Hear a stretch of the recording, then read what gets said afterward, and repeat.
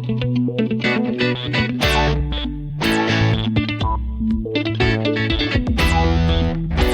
everyone, thanks for joining me again. This is another edition of the My Guest List Pod Review and Recommend Show.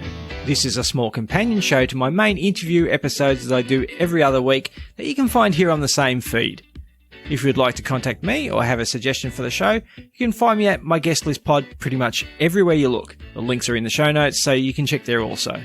And if you can, please subscribe on your preferred podcast app, follow the show on Instagram or Twitter, and send me a message to say hi. Like Aaron Mankey from the podcast Law would say, I like it when people say hi. Firstly, I have to explain that, unlike other weeks, because of the nature of the podcast in question, I will not be including any extended cuts from the series I am reviewing.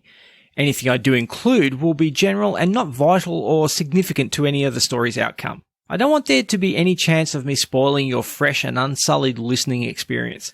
So this week I am very excited to bring you a review and recommend show that highlights a unique podcast series. I haven't been this excited about a podcast for quite a while, but Dust is a Gunpowder and Sky production that has me bending the ear of anyone that will listen about how extraordinary and enjoyable it is. And with that said, welcome to the world of Dust. A future so close you can almost feel it. A world so real, you can almost touch it. Close your eyes and open your mind. Dust presents Horizons, a podcast of science fiction audio dramas, from classic tales by pioneers of the genre to thought-provoking stories from the emerging voices of today. Prepare yourself for an auditory experience unlike any other. Open your mind. Listen carefully. The future awaits. Dust is a huge sci-fi brand that you already may be aware of. They present thought-provoking visions of the future by searching for the best sci-fi stories from filmmakers, writers and creators from all around the world. They are a repository for all manner of sci-fi related feature films, short films, series and podcasts. But it will come as no surprise that, given the nature of my show, I will be concentrating on their podcast creations. The Dust podcast series is broken up into 3 very distinct seasons: Horizons, Flight 008 and Chrysalis. They are very different series, yet all share similar sci-fi themes. The first season, Horizons, is an anthology of 7 independent stories that I found to be reminiscent of Black Mirror, Love, Death and Robots, or last century's TV Hall of Famer, The Twilight Zone. The stories are engrossing, thought-provoking, well-produced, and the voice actors and narration are of the highest quality. Soundscapes and music are similarly well-produced, appropriate, and only enhance the impact of the storytelling. The episodes include tales of hope, sadness, comedy, and tragedy. And when you look at it, it's no surprise as to why the stories are so great when you find out, in my case after having listened to them, that the episodes are audio incarnations of stories that have been penned by some of the luminaries of the sci-fi genre. Anyone with the slightest interest in sci-fi literature will immediately recognise the names Philip K. Dick, R.K. Nicholl, and Ray Bradbury. However, my favourite story of the first season was written by one of the lesser-known authors in the group, Alexander Bruce. Just One Ship is a remarkable tale that gives me goosebumps every time I listen to it. It speaks to the better parts of humanity and how, if we were part of a larger galactic community, how I think we would like our alien friends to regard us. That is, this story highlights some of the best parts of what it is to be human: loyalty, selflessness, ingenuity, and determination, even in the face of nearly guaranteed destruction. The narrator in this case is also a big part of why the story is so impactful. Aaron Cavet, or Cavetti, I'm not sure exactly how you pronounce his last name, is amazing in the way he conveys not just the elements of the story, but also draws out the relevant emotions in the listener with each twist and turn. I have listened to this episode maybe 4 or 5 times, and even though I know what's coming in at each step of the story, I always have a significant reaction to its telling. Honestly, I think it's analogous to listening to the tale of the 300 Spartans if you are of Greek heritage. Just one ship makes you proud to be human. But then again, maybe I'm just a hopeless romantic and optimist. The second season of Dust is called Flight 008. The season revolves around Flight 008, a non-stop trip from Tokyo to San Francisco that, on its journey, flies through a wrinkle in space-time. The plane and its passengers left Tokyo in 2020, and the flight was considered lost. So it is a surprise for everyone, not least of all the passengers, who on their trip noticed nothing more than what could be considered mild turbulence, when they land in San Francisco 20 years later in 2040. What if you opened your eyes and found yourself in the future? Has Mars been colonized? Has climate change been solved? Is your mother still alive? If you lost 20 years of your life, what would your story be? Dust, the studio behind the hit sci-fi series Horizons, presents an exclusive second season. Flight 008, a non-stop flight from Tokyo to San Francisco that passes through a wrinkle in space-time and lands in the year 2040. 11 of the biggest writers in science fiction, 11 unique stories. Performers like Dan Stevens, Callista Flockhart and Danny Trejo make Flight 008 an audio experience unlike any other. The future has arrived.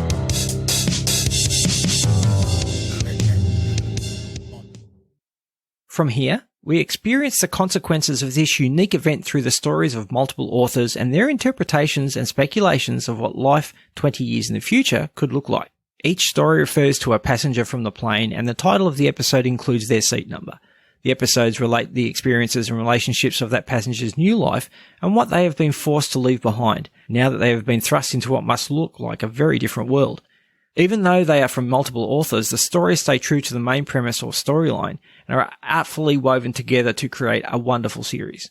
The stories are joyous, heartrending, and in some cases comical, but they are all extremely interesting.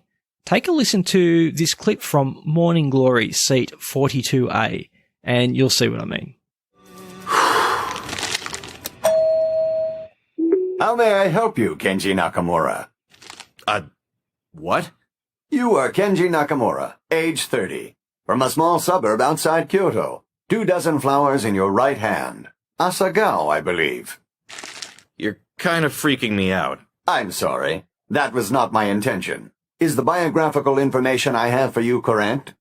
Yes. You were a passenger on ANA Flight 008, non-stop service from Narita to SFO, departing the 28th of June 2020, arriving on the same date in the year 2040. I'm not sure I'd call it non-stop service. Ha! Ha ha! You are truly a humorous person, Kenji Nakamura. Okay. Listen, I'm looking for someone named Sarah Lang. How did you... Are you her husband? Ha ha ha ha ha! You really are a person of humor. No, I do not know Sarah Lang. Anyway, it's been nice talking to you. Have a good evening. And welcome to the future. Best of luck to you, sir. But...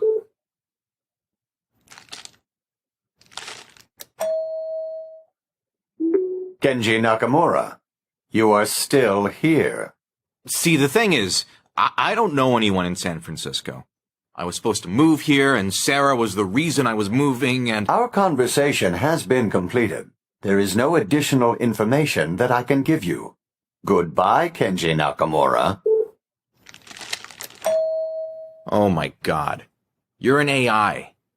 Well, that's a very rude thing to say. I don't see why we have to get personal about it. I'm sorry. I didn't mean to offend you. I'm from another time. Obviously. I just thought, wait a second. If you're a computer, don't you have to obey my commands? Wow. I don't even. Just wow. Please leave. If you don't leave now, I may have to alert the authorities. We also have 3 special edition or bonus episodes thrown into the end of the second season. These are not related to the Flight 008 series, but are amazing nonetheless.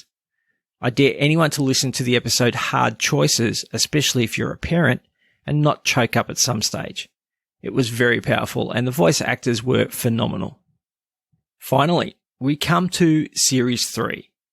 The expression epic space opera has been used to describe many sci-fi stories. Dune, Star Wars, Asimov's Foundation series, Ringworld, etc.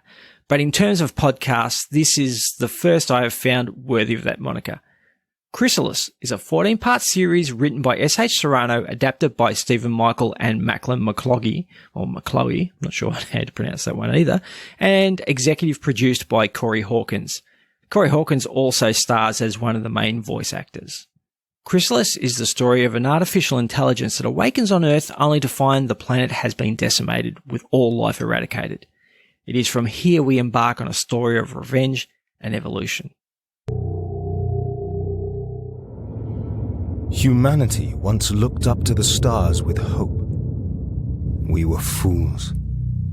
The stars are where monsters live. They came without warning. They didn't stop until all of humanity was destroyed. For decades I've mourned. But the time for mourning is over. Now it's time for vengeance. No longer will we fear what lies among the stars. Today, the stars will learn to fear us. Dust presents Season 3, Chrysalis, an epic 14-episode saga of retribution on a galactic scale. With performances from Hollywood's leading talent, Season 3 is a sci-fi experience unlike anything in the universe. Stay tuned. Listen carefully. Vengeance will be ours. I listen to a lot of podcasts for my show, and I listen to multiple podcasts over the course of a week. But once I started Chrysalis, I was possessed to listen to only it until its finale. The Chrysalis cast includes, as I said, Corey Hawkins, but also Matthew Wolfe, Lance Reddick, and Haley Joel Osment, just to name a few. Interestingly, one of the other voice actors was an Australian, Toni Collette, who plays Naxtani. I was surprised I didn't recognise her voice. Now, as much as I would like to wax lyrical about the experience that is Chrysalis for the next hour, you have to check it out for yourself, and for me to say anything else risks spoiling that experience. Do yourself a major favour and check it out. Now. So finally, as a little aside, I was eager to hear more from Gunpowder and Sky, so I went to the old Google to see what I could find. Now, as far as I could tell, Dust has a collection of stories on Netflix. However, I couldn't find it on Netflix here, and I'm not sure if it has something to do with me being in Australia. But nevertheless, I went to YouTube, and Dust also has a channel with 637 sci-fi short films and videos available for everyone to watch. In fact, they come out with videos multiple times a week. And I'm fairly confident that these include the shows that are or were on Netflix. In my humble opinion, they are visually fantastic and well produced. The stories can be a bit of a hit and miss depending on your personal taste, but if you like sci-fi, there isn't much not to like. However, note, the podcast series has not been reimagined in video form at this stage. I'm about 8 episodes into the 637, so just a few more to go. Now, it may just be me, but just like I prefer to read the book version of a story, so far I've enjoyed the podcast series more than the videos on the YouTube channel. So I would implore you to check out the podcast series first, and considering you are listening to my show, I dare say that there is a good chance you will. And that puts a smile on my face. That's it. Go check out Dust, and please get in contact with me with your opinions. I'd love to hear what you think. You can contact me on Instagram, Twitter and Facebook, all at MyGuestListPod. Like I said last week, you'll more often than not find me on Instagram, so maybe if you want to try there first, you'll probably get a reaction straight away. But, surprise, I've also started up a Discord channel. I'm hoping this might become what I had in mind for the Facebook group, a place where I can interact with listeners and you can tell me about all the shows I'm overlooking. I have set up separate channels for different podcast genres, and there is also a general MGLP VIP lounge where we can just hang out and talk to each other. I'll put the link in the show notes and on the socials. Thanks again for a bit of time out of your day and for listening until the end. And as usual, I'll chat at you again next week.